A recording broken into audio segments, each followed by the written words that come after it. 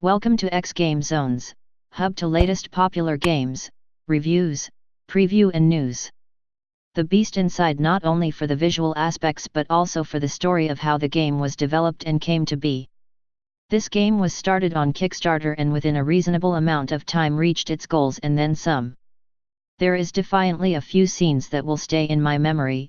That aside, everything is going to be rather memorable. What is fear? Fear is an emotional response to visual and auditory stimulation brought on by danger and/or the perception of danger. The horror genre has been able to play on those emotions to deliver games that will make you jump out of your seat or even have issues sleeping at night.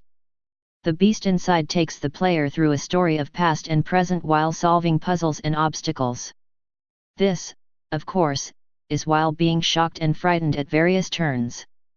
This is our review of The Beast Inside. The Beast Inside, released October 17, 2019, by developer Illusion Ray Studio, is a very unique twist on the thriller/horror type survival games. Players are immersed in a story that focuses around two protagonists that bounce back between past and present. Adam, who is a CIA cryptanalyst, leaves the city to Blackstone with his wife, Emma.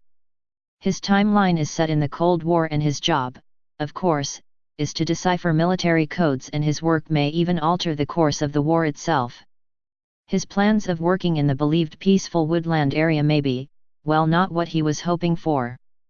Please subscribe in our YouTube channel and follow and like us on Facebook #xGameZones. Visit our site at www.xgamezones.com for more gaming review.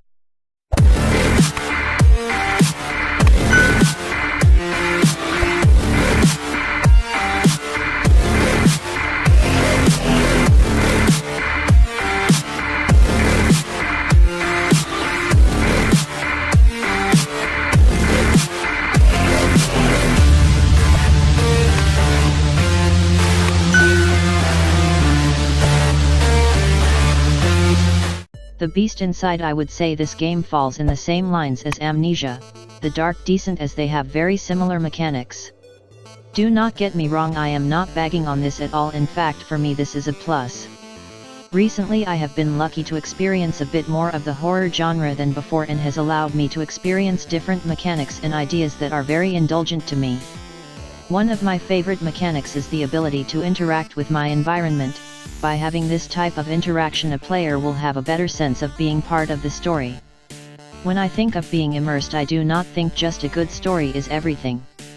At times you need to feel like you are right there getting your hands dirty, and of course, getting randomly scared out of your mind is key. Graphically speaking, the game is very appealing as the developer has made good use of the Unreal Engine combined with a 3D scanned environment. The texturing of the models is very well on point, with only minor glitches from time to time.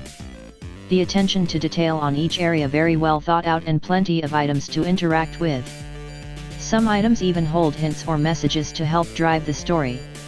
Right at the start, you find a hidden spot with a box that requires you to break the code in order to access it. This immediately thrilled me, as puzzles and challenges really get my mind working.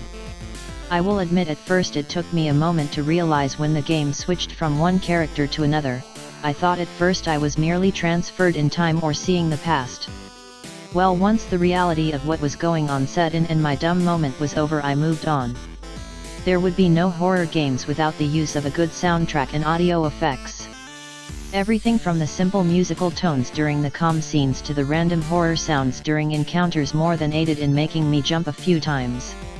Already know this was a horror survival game, it was a bit surprising to hear the main protagonist use, let's say, strong language. The Beast Inside is no tame beast by any stretch of the imagination. If you are looking for gore and violence, then look no further.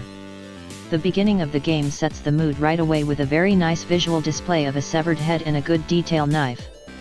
The Beast Inside overall gameplay, as mentioned, was focused on interactions, but after a few hours in-game it does seem to switch focus to a more of a first-person shooter.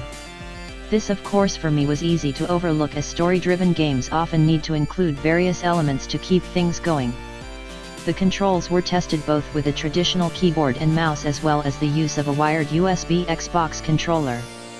Both were fairly easy to adjust to and play with no input lag. If you have any comments or suggestion, feel free to comment below. Thank you for watching. Please subscribe in our YouTube channel and follow and like us on Facebook #xGameZones. For more gaming review, visit our site at www.xgamezones.com. Don't forget to click the notification bell.